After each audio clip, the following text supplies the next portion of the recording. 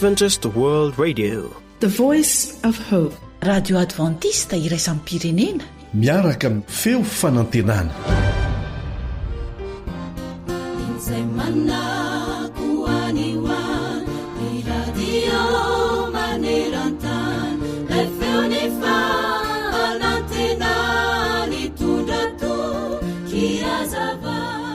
Ny sainao sy ny fanahinao dia tsy mandray izay tsara na izay ratsy amin'ny alalan'ny kisendrasendra fa amin'ny alalan'ny safidinao ihany.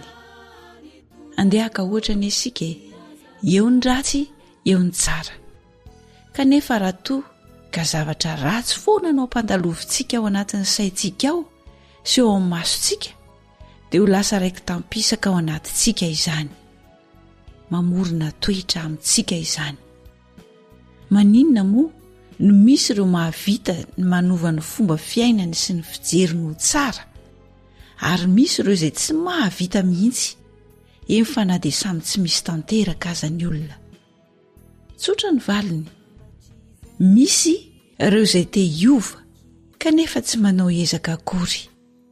Toa milaza ny te hiova izy kanefa tsy ny tsara no ambarany sy saintsaininy, fa ny ratsy ihany no mameno ny sainy. Misy kosa ireo izay manezaka mijery izay tsara ka misafidy tsy hijery ny ratsy intsony, ary izany no hitezan'ny sainy ka mahatonga azy hisokatra ho amin'ny tsara mandrakariva. Koaoka ary ny tsara no ataontsika fitaratra sy fitezana ary fanazarana ny saintsika sy ny masontsika. Andramo dia ho hitanao fa ho be ny vokatra tsara amin'izany. Andeha inge ho jerentsika izay voalazan'ny soratra masina, ahoana ho izy eo amin'ny ohabolana 2:29. Zaro amin'izay lalana tokony ho alehany zaza, ka na rehefa antitra aza izy dia tsy hiala amin'izany. Amen.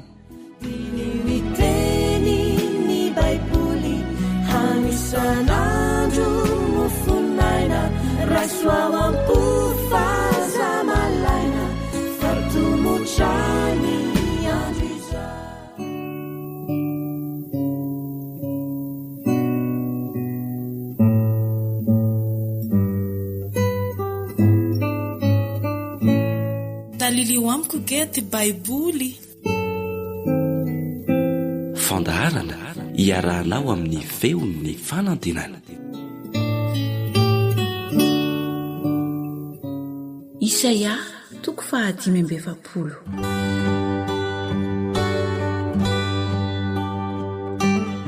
Izao no lazain'i Jehovah ny voahosiny dia kirosy, izay nitantanako tamin'ny tanany ankavanana, mba handreseko firenena eo anoloany sy hamahako ny fehikibon'ny mpanjaka, mba hamoako varavarana eo anoloany ka tsy rindrina intsony ny vavahady. Androso eo lohanao aho ary andravina amin'ny kitotoana sy anorotoro ny varavarana varahana ary anapatapaka ny hidy vy. Dia omeko anao ny rakitra ao amin'ny maizina sy ny arenana fenina ao amin'ny mangingina, mba hafantaranao fa izany Jehovah izay miantso anao amin'ny anaranao dia Andriamanitry ny Israely. Noho ny amin'ny Jakoba mpanomboko sy Israely voafidiko no niantsoko anao tamin'ny anaranao sy nanomezako anarana malaza ho anao, na dia tsy nahafantatray azy ianao. Zany Jehovah fa tsy misy hafa, tsy misy Andriamanitra hafa-tsy izaho. Izaho efa nampisikina anao kanefa tsy nahafantatray ianao, mba hahafantarana hatrany amin'ny fiposahan'ny masoandro ka hatramin'ny filenteny fa tsy misy hafa-tsy izaho. Zany Jehovah fa tsy misy hafa, dia izaho izay namorona ny mazava sy mahary ny maizina, manao ny fiadanana sy mahary ny loza. Izaho Jehovah no manao izany rehetra izany, manateteva avy any ambony ry lanitra, ary oka ny habakabaka ampilatsaka fahamarinana. Oka ny tany hisokatra, ary oka ho vokatra avy amin'ireo ny famonjena, ary oka hitsimika miaraka amin'izay ny fahamarinana. Izaho Jehovah no efa nahatonga izany. Lozan'izay miady amin'ny namorona azy, tavim-bilany isan'ny tavim-bilany amin'ny tany ihany ireny. Ny tany manga va ilazan'ny mpanefy azy hoe inona no ataonao? Na ny asanao va na hoe tsy manan-tanana izy? lozan'izay miteny amin'indrainy hoe inona no iteraka ao na amindreniny hoe inona no lokon'ny kibonao. Izao no lazain'i Jehova, ny iray masin'Israely dia ny namorona azy. Ny amin'ny zavatra ho avy no anontanio ahy, ary ny zanako sy ny asan'ny tanako dia oka ho adidiko ihany. Izany nanao ny tany sy nahary ny olona eo amboniny. Ny tanako ihany namelatra ny lanitra sy nandahatra ny eny amin'ny rehetra. Izany nanaitra azy io tamin'ny fahamarinana, ary ny lalany rehetra dia araviko avokoa.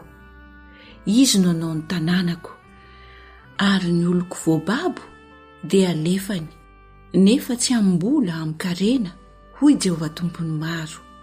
Izao no lazain'i Jehova, nivokatry ny fisasaran'i Egipta sy ny tombom-barotra Etiopia sy ny Sabeanina, olona lavatsanganana, afindra ao aminao, ka ho anao zany ary anaraka anao reo.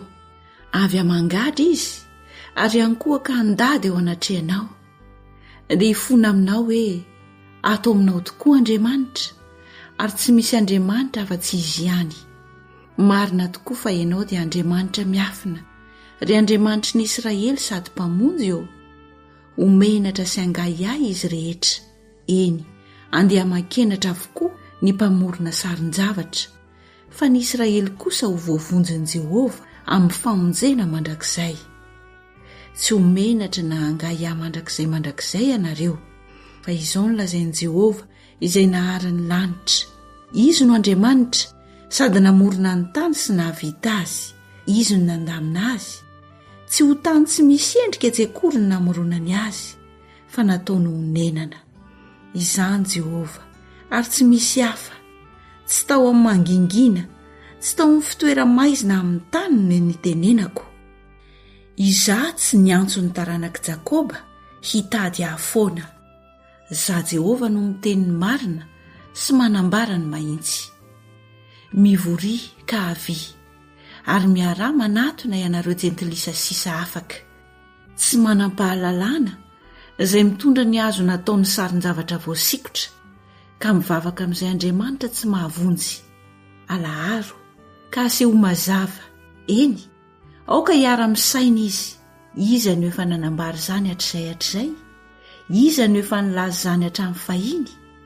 Tsy izaho Jehova fa tsy misy Andriamanitra afa-tsy izaho, dia Andriamanitra marina sady mpamonjy. Eny, tsy misy afa-tsy izaho. Mijery aho dia ho voavonjy ianareo ry vazan-tany rehetra, fa izany Andriamanitra ka tsy misy hafa. Ny tenako no nianianako. Nisy teny efa naloko ny vavako tamin'ny fahamarinana, ka tsy hitsoaka. Izany no andolehan'ny lohalika rehetra sy anianan'ny lela rehetra hoe ao amin'i Jehova ihany no misy fahamarinana be sy hery, ka izy ihany no aton'ny olona ary homenatra izay rehetra tezitra aminy. Ao amin'i Jehova no anamarina ny taranak'Israely rehetra sy ananany rehare.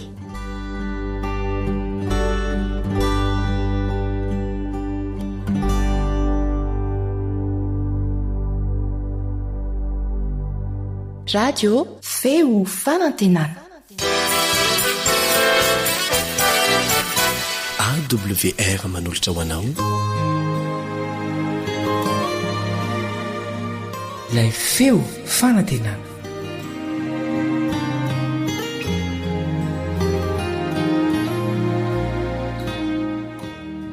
dia fifaliana ho anay ny miarabanao manaraka tsy tapaka izao fandarana izao. Ndeha indray ary isika hiaraka handray fampahirizana fananarana fianarana avy amin'ny tenin'Andriamanitra. Manasanao ary aloha hiaraka hivavaka isika. Raisany an-danitro misaotranao zahay fa noho ny fahasoavanao dia afaka mbola mianatra ny teninao. Noho ny fahasoavanao dia mbola afaka mandinika ankahalalahana ny teninao zahay.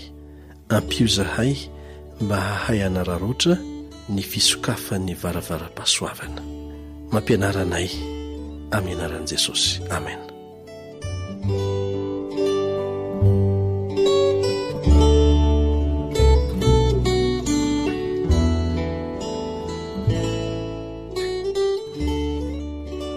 anasanao hanokatra vetrany izay voalaza amin'ny bokin'ny Lioka toko 1:20 ka ny andininy fa 4:20 ka hatramin'ny 7:20. Lioka toko 1:20 andininy fa 4:20 ka hatramin'ny 7:20.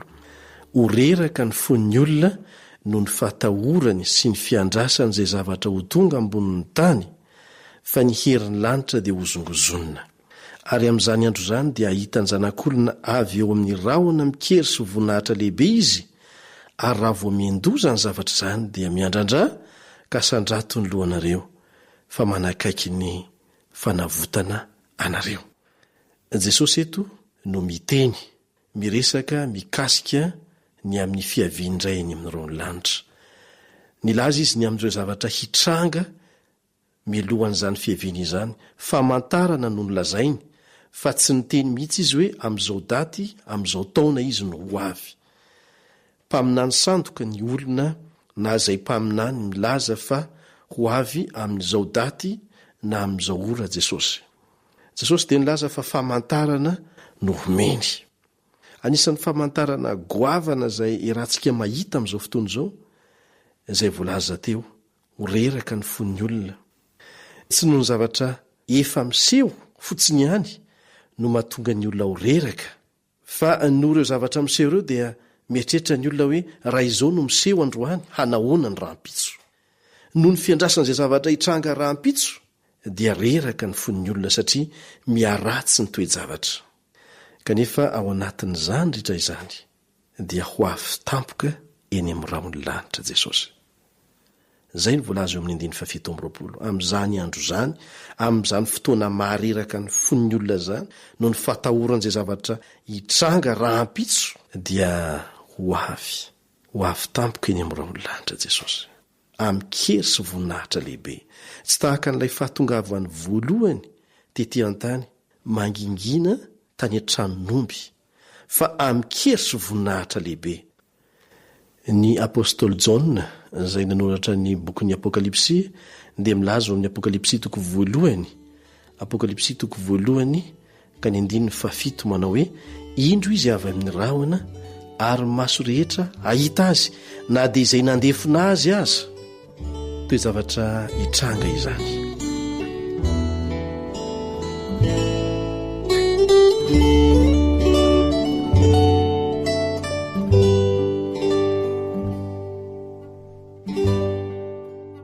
Ankehitriny dia maro ny olona mitanondrika noho ny fahaverezan-kevitra sy ny arerahan-tsaina ateraky ny hamafy ny adi-piainana.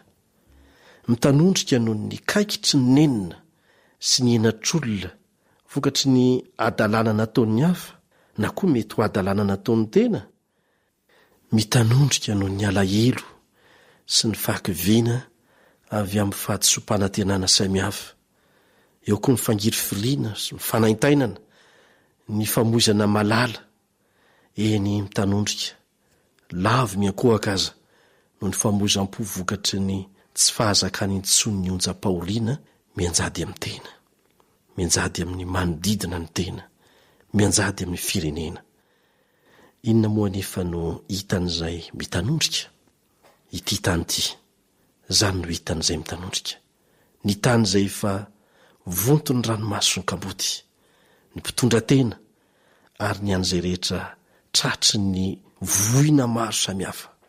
Ity tany ity, izay fa voaloto sy voaozona noho ny raha marina rehetra nalatsaka teo aminy, indrindra fa ny an'ilay zanak'ondrin'Andriamanitra tsy misy kilema. Ity tany ity, izay ambaran'ny tenin'Andriamanitra fa efa voavetavetany mponina ao aminy, satria nanotany lalàna sy nanotany didy izy, ary nivadika ny fanekena mandrakizay, araka nyvoalaza amin'ny Isaia 4:3. Ity tany ity, izay anaovan'ny Isaia mpaminany izao filazana mampivarahontsana izao, ao amin'ny Isaia 4:7 sy ny 20. Isaia 4:7 ka ny 7 sy ny 20 manao hoe, rava dia rava ny tany, mitresaka dia mitresaka ny tany, miorooro dia miorooro ny tany, mivembena dia mivembena tahaka ny mamy ny tany, ka mitsingevana toy ny fandriana miantona, mitambesa hatramin'ny fahatsoany, dia potraka izy ka tsy ho tafarina intsony.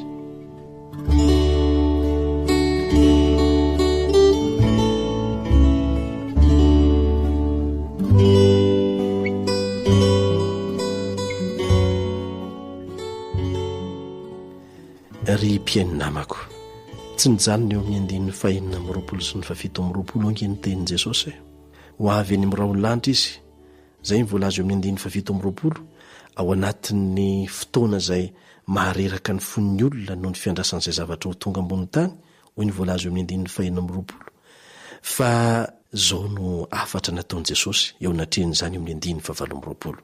Raha vao mindoa zany zavatra zany, raha vao miandoha fotsiny zany zavatra zany, dia miandrandra ka sandrato ny lohanareo fa manakaiky ny fanavotana anareo. Tsy hoe rehefa miseho eny amin'ny raho ny lanitra Jesosy vao hifaly isika, vao hiandrandra isika, fa raha vao miandoha ireo famantarana lazain'i Jesosy ao anatin'izany ny hoe reraka ny fon'ny olona no fiandrasan'izay zavatra ho tonga ambony tany, dia miandrandra aza mitanondrika amin'ity tany ity, asandrato ny lohanareo fa manakaiky ny fanavotana anareo. Misy ny fanantenana azo antoka eo anatrehany toe-javatra tsy azo antoka intsony. Miandrandra, asandrato ny lohanao, aza tanondrika intsony, dia ho tsinjonao ireo tara-pahazavana mantso-pika avy eo ambadiky ny rao maisy paoriana, ireo tara-pahazavany fifaliana vokatry ny fanantenana, izay mamirapiratra avy eo amin'ny tavan'i Jesosy ilay masoandro ny fahamarinana. Iantefy eo amin'ny endrika ao sy eo am-ponao zany, ary androaka ny aizina sy ny fahatsoam-panantenana ary ny akiviana avy amin'ny fahotana sy ny vokatry ny ota rehetra, hanome anao fifaliana feno sy fahatoniana tanteraka. Miandrandra, asandrato ny lohanao, dia ho tazanao ilay ava ny teny fikasana, izay famantarana ny famindrapon'Andriamanitra miasa mipaharetana ho an'ity taranaka maditra ity. Ary ao anatin'izay zaho sy ianao, mba atratraranao ilay lanitra vaovao sy tany vaovao izay tsisy ozona intsony, tsy misy langa intsony, tsisy fitaka intsony, fa safinoniky ny fitahiana kosa. Ilay lanitra izay toeram-pahasambarana feno, anatanterahana antsakany sy andavany sitrapon'Andriamanitra, sady akatoavana ny didiny rehetra. Ilay lanitra misy anjara toerana omanina ho anao, sy misy satroboninahitra fiainana tehirizina ho anao.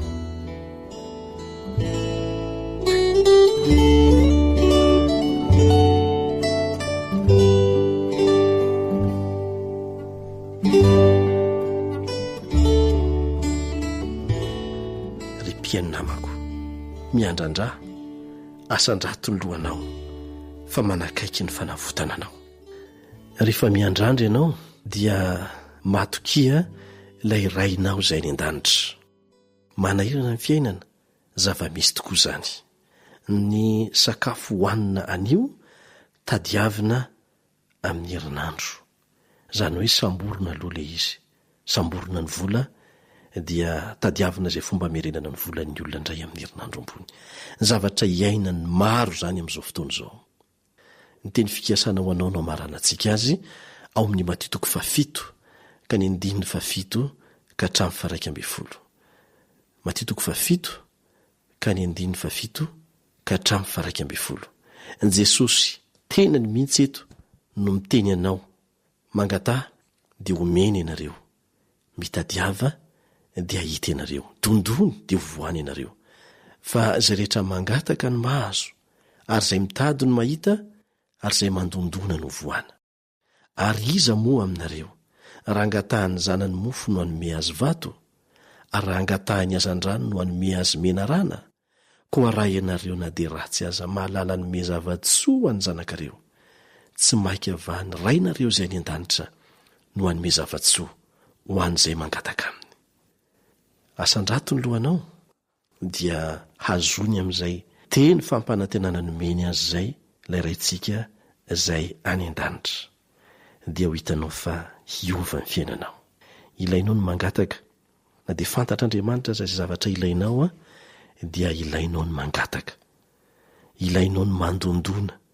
Rehefa avy mangataka mbavaka ianao dia mila mivoaka ny trano, dia mandeha mitady izay mitady no ahita fa tsy mijanonao fotsiny akory mila miasa mafy ianao miasa mpinoana mba handray ilay valim-bavaka izay fahazoantoka ho an'ny zanak'Andriamanitra ao anatin'izany. Aza mitanondrika amin'ity tany ity, andrandrao ny masonao fa akaiky ilay fiainana mandrakizay, lavitry ny fahoriana, lavitry ny fitaka, lavitry ny langa, lavitry ny aretina, lavitry ny fahafatesana. Amen.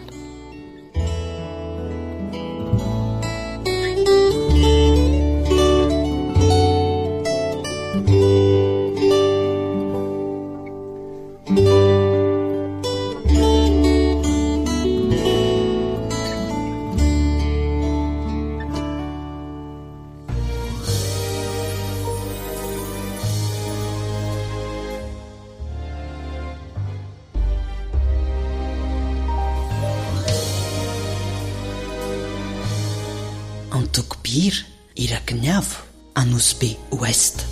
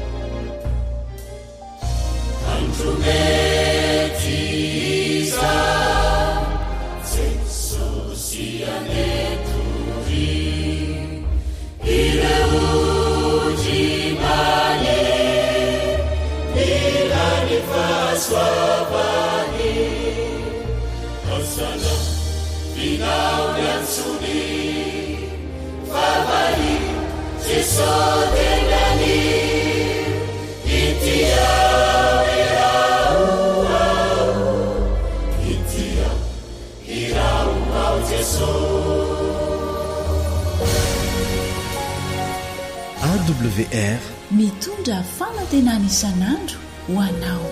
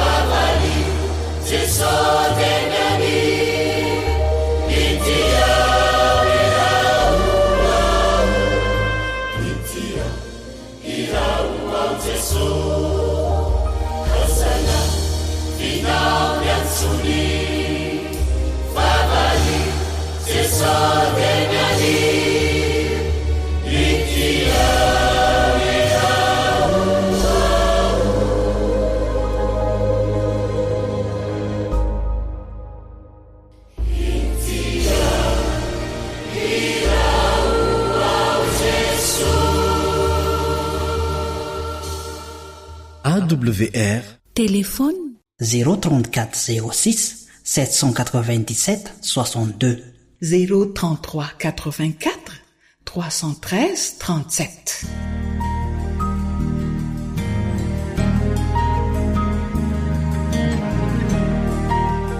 Voasoratra hoe voasoratra hoe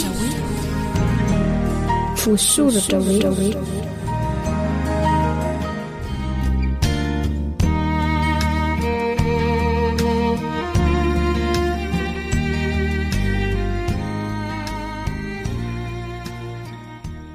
miarabanao tonga soamantsara eto amin'ny fandaharana voasoratra hoe tiana foana ny mampatsiafa ny fandaharana voasoratra hoe dia fandaharana izay nataontsika hiarahana mianatra ny tenin'Andriamanitra eto amin'ity onjam-peo mamintsika ity. Asaina ampitiavana ary ianao mba haharitra hiaino ny fandaharana hatramin'ny farany.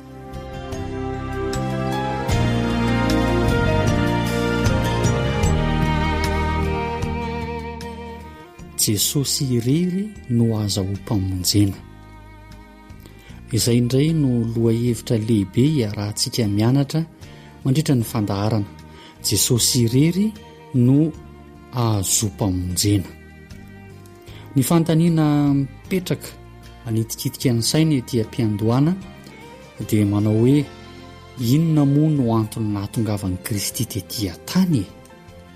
Inona no antony nahatongavan'i Kristy tetỳ an-tany? Iarahantsika mijery ny valin'izay fanontaniana izay araka izay voasoratra ao amin'ny Timoty 1:1 ka ny 5:5. Timoty 1:1 ka ny 5:5. Izao no vakin'izany teny izany: mahatoky ka tokony hekena amin'ny fankasitrahana rehetra izao teny izao. Tonga dia etỳ ambony tany Kristy Jesosy hamonjy ny mpanota. Tonga dia etỳ ambony tany Kristy Jesosy hamonjy ny mpanota. Inona izany no antony nahatongavan'i Kristy tetỳ an-tany? Hamonjy ny mpanota. Efa ny anarantsika tany aloha hoe iza moa ny mpanota? Ny olona rehetra. Izany hoe hamonjy an'iza izany Jesosy Kristy? Hamonjy ny olona rehetra. Nahoana moa no nomena anarana hoe Jesosy i Kristy? Fa nahoana no nomena anarana hoe Jesosy i Kristy? Ny Matthieu 1:1-20, Matthieu 1:1-20 dia mivaky toy izao: ka hiteraka zazalahy izy, i Maria renin' Jesosy io ary ny anarany atao hoe Jesosy, fa izy i Jesosy zany no hamonjy ny olony ho afaka amin'ny fahotany. Fa izy no hamonjy ny olony ho afaka amin'ny fahotany. Avy amin'ny teny Hebreo hoe Yehoshua ny anarana hoe Jesosy, ary Jehova mamonjy no dikany. Jehova mamonjy, izay no dikany hoe Jesosy. Karaha izany izy dia mifanitsy tsara amin'ny asa mampanavotra ny olombelona ny Jesosy ity anarana hoe Jesosy ity. Moa ve misy olo-kafa ankoatran'i Jesosy azo anantenana izany famonjena izany? Misy olo-kafa ve ankoatran'i Jesosy azo anantenana ny famonjena? Asan'ny apôstôly 4 ka ny 12. Asan'ny apôstôly 4 ka ny 12 dia mivaky toy izao: ary tsy misy famonjena amin'ny hafa, fa tsy misy anarana hafa ambany lanitra nomenan'ny olona izay azahoantsika famonjena. Tsy misy anarana hafa ambany lanitra nomenan'ny olona izay azahoantsika famonjena. Mazava tsara ny valin'ny fanontaniana zany fa tsy misy velively ny olo-kafa ankoatran'i Jesosy ety ambany lanitra mba anantenana famonjena. Jesosy irery ihany no mpamonjy. Amin'ny alalan'izy irery no azahoantsika manantona an'Andriamanitra. Ny Timoty 1:2-5 no entintsika mamaly izay fanontaniana izay hoe amin'ny alalan'izy irery no azahoantsika manantona an'Andriamanitra. Timoty 1:2-5. Fa iray no Andriamanitra, ary iray no mpanalalana amin'Andriamanitra sy ny olona, dia Kristy Jesosy izay olona sady nanolotra ny tenany hoavitra isolo ny olona rehetra. Iray no mpanalalana amin'Andriamanitra sy ny olona dia Kristy Jesosy. Amin'ny alalan'iza ihany izany no azahoantsika manantona an'Andriamanitra. Amin'ny alalan'i Jesosy irery ihany no azahoantsika manantona an'Andriamanitra. Fa inona moa no nataon'Andriamanitra ho antsika tao amin'ny Kristy Jesosy ary inona ny vokatr'izany?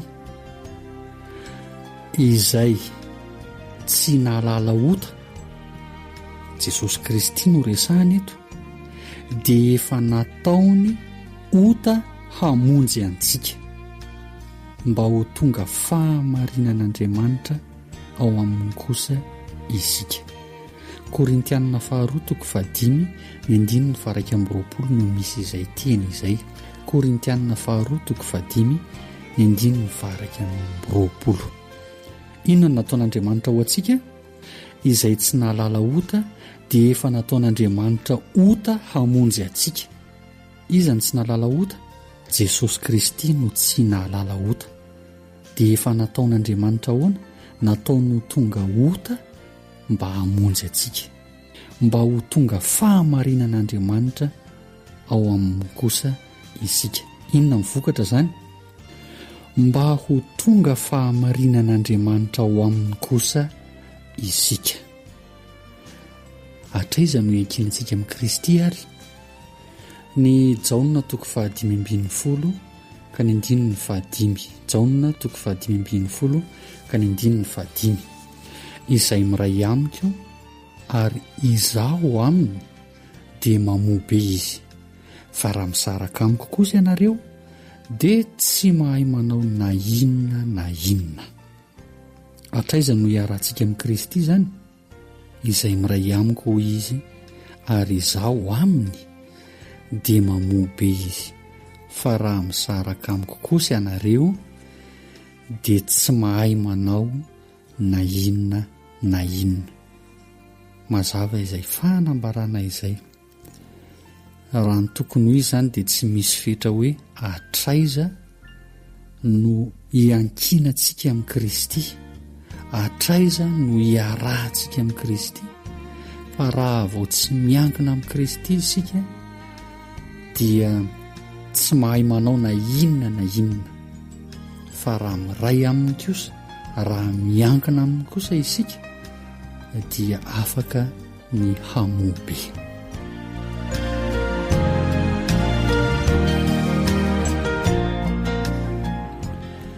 Ny toetra maha Andriamanitra olombelona an Jesosy Kristy.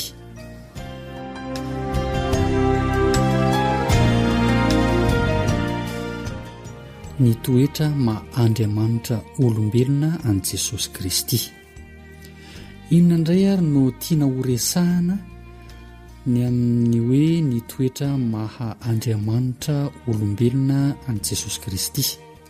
Fandaniana apetrakitsika avy hatrany dia hoe fa inona avy moa ireo toetra fototra tsy maintsy hananan'i Kristy mba azahoany mamonjy antsika? Inona avy ireo toetra fototra tsy maintsy hananan'i Kristy mba ahafahany na mba ahazony mamonjy antsika? Kolosianina 2:2 no hojerentsika miaraka amalintsika izany fanontaniana izany. Kolosianina 2:2 izao mivaky ny teny: fa ao amin'ny tenany Kristy izany no hitoerany fahafenon'ny fomba an'Andriamanitra rehetra. Toetra voalohany izany, toetra fototra voalohany tsy maintsy hananan'i Kristy mba azahoany mamonjy antsika dia Andriamanitra izy. Izay no toetra fototra voalohany, Andriamanitra izy.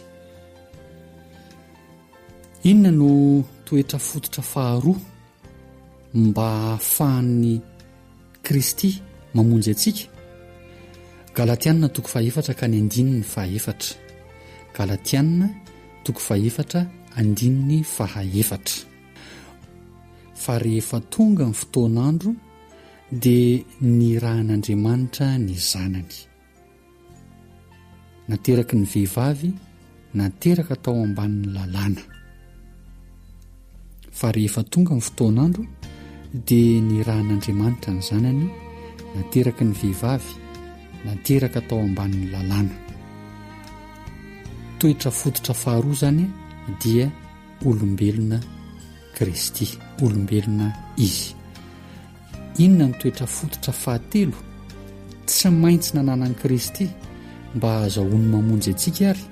Ny toetra fototra fahatelo dia izay voasoratra ao amin'ny Petera 1:2 ka ny 2:20.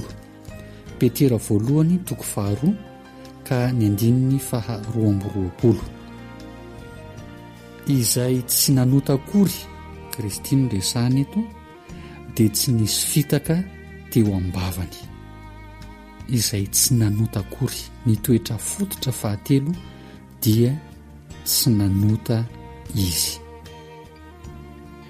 Toetra fototra voalohany, tsy maintsy ananan'i Kristy mba ahazahoany mamonjy antsika, dia inona izy teo? Andriamanitra izy. Inona ny toetra fototra faharoa, tsy maintsy ananan'i Kristy mba ahafahany mamonjy antsika? Olombelona izy. Ny toetra fahatelo, tsy nanota izy. Raha sitrapon'Andriamanitra dia mbola hisy fianarana manokana mikasika an'izay maha olombelona an'i Kristy sy ny tsy mahampanota azy zay ny fianarana izay ho ataontsika amin'ny fotoana manaraka. Fa ahoana no nanehoan'i Jesosy ara-tsoratra masina fa tsy maintsy ho olona sady Andriamanitra ilay mpamonjy an'izao tontolo izao? Izay indray ny fanontaniana mipetraka. Ahoana no nanehoan'i Jesosy ara-tsoratra masina fa tsy maintsy ho olona sady Andriamanitra ilay mpamonjy an'izao tontolo izao? Mateo 2:20 ny 2:17 ka hatramin'ny 2:19. Mateo 2:20 2:17 ka hatramin'ny 2:19. Izao no vaky ny teny. Ary rehefa tafangona ny fariseo dia nanontany azy Jesosy ka nanao hoe, ahoana no hevitrareo ny amin'ny Kristy? Zanak'iza moa izy? Hoy izy taminy, zanaky Davida. Hoy Jesosy taminy, koa nahoana ary Davida mifanano manao azy hoe Tompo? Ka manao hoe Jehova nilaza tamin'ny Tompoko hoe, mipetraha eo an-tanako ankavanana ambara-panaoko ny fahavalonao ho eo ambanin'ny tongotrao. Koa raha Davida ary manao azy hoe Tompo, ahoana no mahazanany azy? Dia tsy nisy nahavaly azy na dia teny iray akory aza. Ary hatramin'izay andro izay dia tsy nisy sananontany azy intsony. Toy izao ny fomba azahoana maneho araka ny tena izy ny fahamarinana lehibe izay mikasika ny fikambanan'ny maha olona sy ny maha Andriamanitra ao amin'ny tenan'i Kristy. Mila ny maha olombelona ny maha Andriamanitra mba hisian'ny lalana hifaneraseran'Andriamanitra sy ny olombelona hahasoa azy. Ilainy izay. Ny olona raty eo moa dia mila hery avy any ivelany sy ambony noho izy mba hahitany indray ny fitoviana amin'Andriamanitra. Mba hialan'ny olona eo amin'ny toeram-pahotana hifindra eo amin'ny fahamasinana dia hery miasa ao anaty sy fiainam-baovao avy any ambony no tsy maintsy ilainy. Io hery io dia tsy iza fa Kristy. Inona ary ny zava-miseho mahagaga manamarina ny fikambanan'ny maha Andriamanitra sy ny maha olombelona ao amin'i Jesosy Kristy. Inona no zava-miseho mahagaga manamarina ny fikambanany maha Andriamanitra sy ny maha olombelona izay hita ao amin'i Jesosy Kristy. Romanina 1:1-7 ka hatramin'ny 5. Romanina 1:1-7 ka hatramin'ny 5.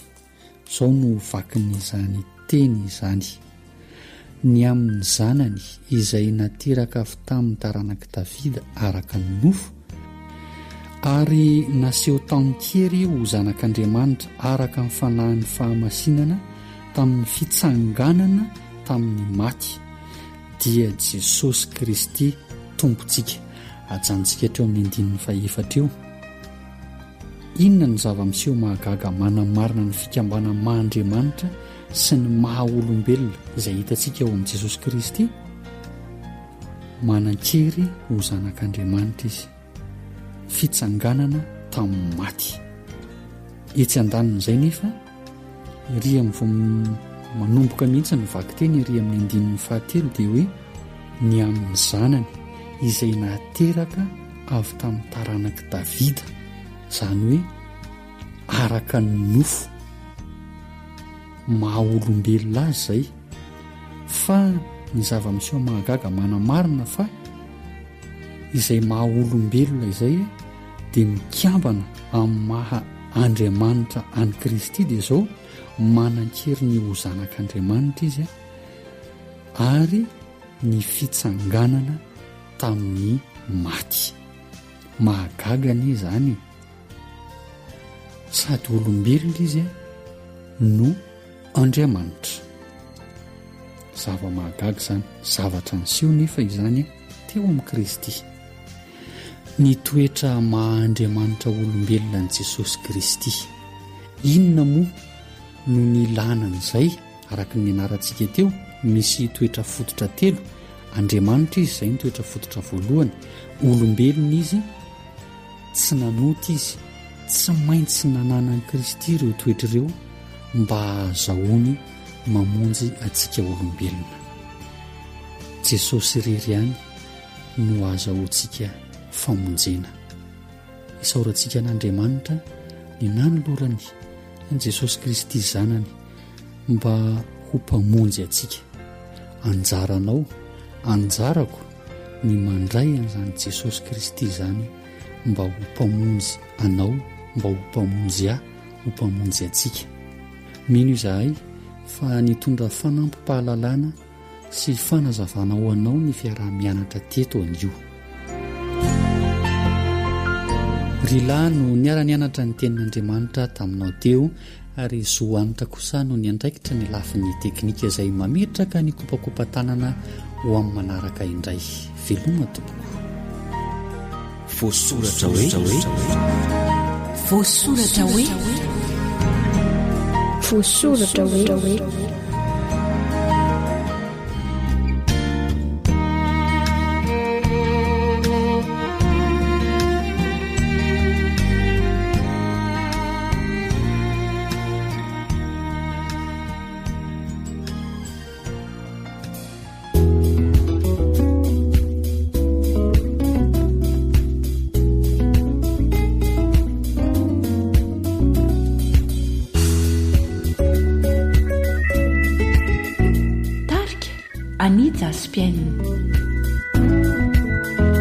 Lambam-pamarinana fosisady madio no atafire izay mibebaka toko miova fo mialamino tizao nizaniza tianjay de omena sotrizao rato medikya lambam-pamarinana no tenumina tamini lairani Jesu befiti lavasu mendikya marakotra toko asimadio umena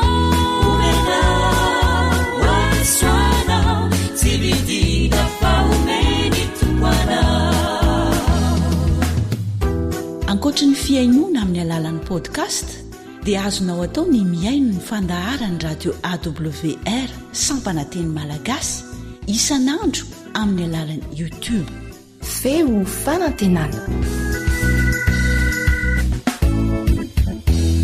ilinao very sarkaizy utafiny jesoti ilailamba madi isatsiruta famateza merikanao mahara kutranao ndeanatunanitu sibebakamini kaeke nyutanao fizamela elukao hanadiwana kanafyanao le fitafinavao lavasu menjija marakutra tukua simadi umena waswanao tibidina faumeni tupana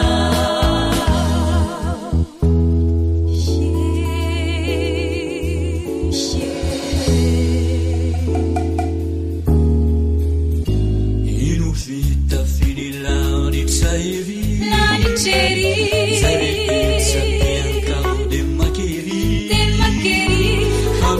Spitsalina, eu te sumi sarizan, zatsimana latsimba, shidichau,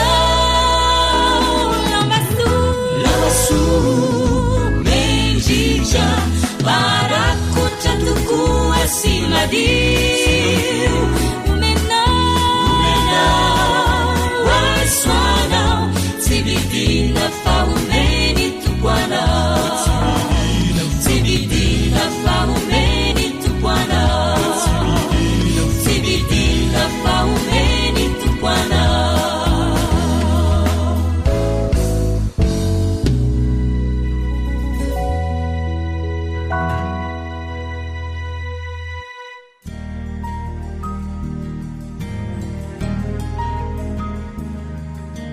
Faniteninao no fahamarinana.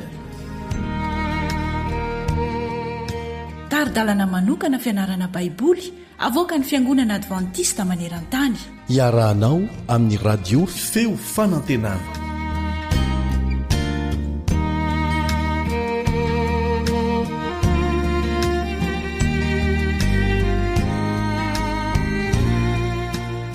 faly mifandray amintsika mpiaino rehetra indray amin'ny alalan'ity fiarah-mianatra ny tenin'Andriamanitra ity ny namanao Elion Andriamitansoa hamarana ny fiarahana mianatra ny bokin'ny Jaona isika mianatra mahakasika an'i Jesosy tamin'ny alalan'ny filazantsara nosoratan'i Jaona ary izay mihitsy moa no lohatenin'ny lesona mamarana ny fiarahantsika mianatra dia ny fahalalanan'i Jesosy sy ny teniny.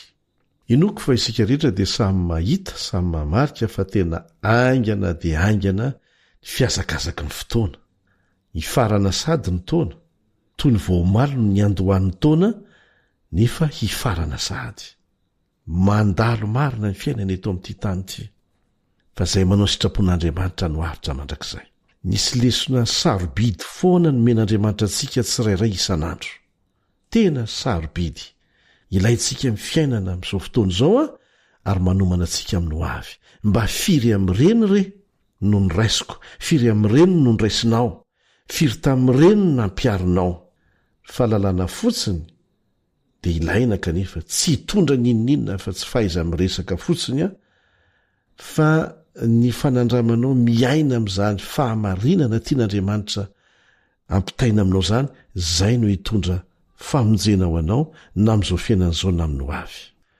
Ka dia manasa antsika hazoto andinika ny tenin'Andriamanitra.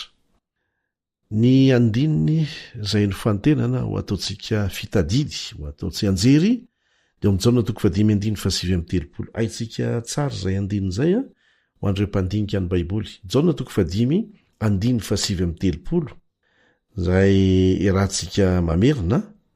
Dinihinareo ny soratra masina satria ataonareo fa ao aminy no hanananareo fiainana mandrakizay ary ireny no manambara jesosy no miteny an'izany eto.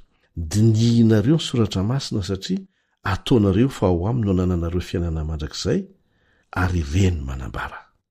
Jesosy mihitsy no milaza fa manambara azy ny soratra masina. Tamin'izay fotoan'izay ny mbola tsy voasoratra ny testamenta vaovao, fa ny testamenta taloha no resahan Jesosy eto hoe soratra masina dinihan'ireo olona ireo ary lazainy fa manambara azy. Mazava izany fa tsy ny testamenta vaovao irery no miresaka mahakasika an'i Jesosy, fa manambara azy tsara mihitsy ny soratra masina zay ny testamenta taloha irery ihany nisy tamin'izay fotoan'izay. Ka oka tsy ho sarahantsika zany ny testamenta taloha sy ny testamenta vaovao, fa mitambatra ireo manambara an'i Jesosy ny tenin'Andriamanitra manontolo. Nianatra ny filazantsara ny Jaona mahakasika an'i Jesosy isika nandritra ny volana vitsivitsy. Takan'ireto jiosy reto dia nandinika ny soratra masina koa tsika mba hananantsika ny fiainana mandrakizay ary nahalala fa Jesosy no ivo ny soratra masina manontolo. Kanefa izao no ambaran'i Jesosy eo amin'ny 400 aoriana ny 730. Kanefa tsy mety manatonay ianareo hanananareo fiainana. Raha tambatsika ilay teny dia izao: mandinika ny soratra masina ianareo, dinihanareo ilay soratra masina. Satria nahoana? Satria fantatrareo fa ao amin'izany soratra masina izany no hanananareo fiainana mandrakizay. Ary tena marina izany satria manambara ny soratra masina. Kanefa nytoy ny teny Jesosy dia manao hoe kanefa tsy mety manatonay ianareo hanananareo fiainana. Mandinika ny soratra masina nareo fa tsy mety manatona hanananareo fiainana, kanefa izaho no ambara ny soratra masina. Ho verimaina zany ny ezaka rehetra nataontsika tamin'ny fandinihana ny soratra masina manontolo, raha toa ka tsy ekeny ny tsirairay amintsika ny hanolotra ny tenantsika sy ny sitrapontsika ho tantanan'i Jesosy. Zay mantsy leo manatona azy, manaiky azy hitantana ny fiainantsika. Mila matoky azy isika, fa zay tena mahasoa antsika indrindra no hitantana ny fiainantsika. Tsy amin'izao fiainan'izao ihany, fa mandrakizay mihitsy. Hamarana ny fandinihana ny filazantsara ny Jaona isika, ny fiarah-mianatra no tapitra satria hiditra ny fiarah-mianatra vaovao indray isika, lesona hafa indray avy amin'ny tenin'Andriamanitra, fa ny fandinihana sy ny fandalinana indrindra fa ny fampiarana, fanatonana an' Jesosy, fametrahana amin'i Jesosy ny fiainantsika manontolo dia hitoy. Anisan'ny teknika anankiray izay fantatra ny matianina rehetra maneran-tany amin'ny asan'ny radio, ny famerenana fandaharana. Dia misy miteny hoe fa maninona fifarenay izany? Raha mihaino ny fandaran'ny BBC tsika vaovao, na ny RFI, na Voix de l'Amérique, na koa ny télévision, dia farafakely miverina 5 ao anatin'ny ray andro vaovao.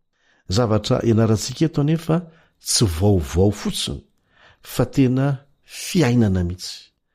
Arariny raha verimberina. Hoy ny apôstôly Paoly hoe tsy manahirana ny manao teny averina fa mahasoanareo za. Ka misy lesona vaovao tokoa, fa misy lesona averina satria betsaka ny tsy mbola nandre, ary rehefa mandre koa isika dia betsaka ny mbola mieritreritra hoe marina tokoa zany, zay amin'ny voalohany, fa manaraka isika dia hoe tiako mihitsy ny verenan'izay satria zay vao tena azoko tsara ny tiany ambara. Miverina indray fa ny telo dia toy ny manao antso aminao le fandarana hoe efa renao zany, fa efa nampiarinao ve. Ny fanandramana nataon'ny BBC ohatra dia ny fiverenan'izany fandaran-drareo zany any amin'ny intsivy. Ny fandaran-drareo moa zany filazam-baovao intsivika hatramin'ny 10 isan'andro, zay vao mandre ny vaovao alefan'zareo ny 900 ny mpiaino tena mahatoky azy. Zany hoe mbola misy 700 zany mbola tsy nandre satria tsy voatery tazominy eo amin'ny radio moa ny olona. Inona moa ny tianambara? Raha miteny ianao hoe efa renay zany, miverina foana zany fandarana mampianatra ny tenin'Andriamanitra zany dia tsy izay ny zava-dehibe. Efa tsara ny miaino fa ny tsara lavitra dia ny hoe efa hiainanay mihitsy zany fa miolesona hafa indray izay. Zay ny mitondra famonjena ho antsika. Mila matoky n'ilay Andriamanitra isika fa izy ny mahalala ny tena mahasoa antsika. Mila mianatra ary jereo ny faharetany amintsika averimeriny amintsika ny lesona. Raha toa ianao ka tsy mety fa manampina ny sofinao averiny ihany fa ho avy ny fotoana tsy hafanao mandretsony. Ka dia raharoty fionana tany Galilia no mamarana ny filazantsarany Jaona. Taka ny any Marka ihany miresaka momba n'io fionan'io ny lesitsika farany ao amin'ny filazantsarany Jaona. Saingy mampifandray an'izany amin'ny lohahevitra momba ny fahalalantsika an' Jesosy sy ny tenin'Andriamanitra. Tena lohahevitra anankiray manerana ny filazantsara izany. Filazantsara efatra.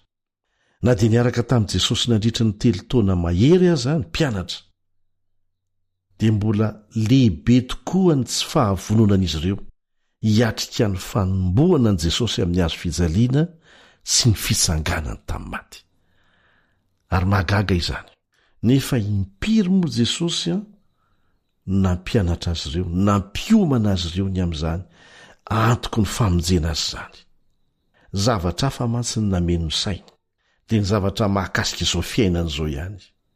Kanefa na ny amin'izao fiainana izao aza dia miankina amin'izany ny fitohizan'ny fiainana, miankina amin'ny nanoloran'i Jesosy ny tenany ho faty hisolo antsika ny fitohizan'ny fiainantsika amin'izao fotoana izao sy ny fitohizan'izany mandrakizay.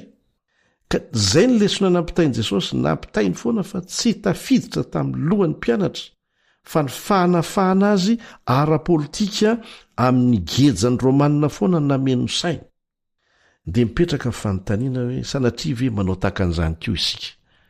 Eo anatrehan'ireo lesona be dehibe ny menantsika, inona marina ny zavatra andrasanao amin'Andriamanitra? Zavatra filanao ara-nofo amin'izao fiainan'izao ihany ve? Sa ny fiainana mandrakizay mihitsy? Takatrao ve ny afatra nampitainy taminao? Ary inona ny vokatra izany eo amin'ny fiainanao? Vonona ho amin'ny fiaviany indray ny amin'ny raolanitra ve ianao? Izay indray mantsy mandrasana zao. Mampalahelo fa tsy mba nino ny teny nambaran'i Jesosy ireo mpianandreo na dia niaraka tamin'ny foana isan'andro aza. Apetraka amintsika amin'ny fanontaniana. Mety tandindomondoza anao tahaka an'izany koa ve zasenao amin'izao andro izao? Mandre na koa mamaky ny tenin'Andriamanitra saingy tsy miaino an'izany, tsy mitoetra ao amin'izany, tsy mankatohan'izany. Raisitsika tahaka ny filazam-baovao fotsiny ilay izy. Sasany aza mieritreritra hoe angano.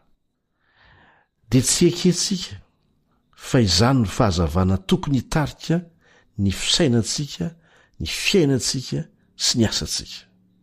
Mandalo ankesika amin'izao fiainana izao tena mandalo. Misy fiainana mandrakizay anefa ampanantenainantsika. Fiainana tsy misy farany, feno fahasambarana. Atolotra antsika izany dia angatahana isika mba hanaiky an' Jesosy ho mpamonjy ny tenantsika manokana, ho mpanjaka ny fanapa-kevitra rehetra ho raisitsika. Mifantoka amin'izany ny fiarahantsika mianatra mandritra ny andro vitsivitsy indray dia manasanao tsy handiso fotoana. Manao mandra-piana vetivety ary ny mpiara-mianatra aminao Elion Andriamitanjo.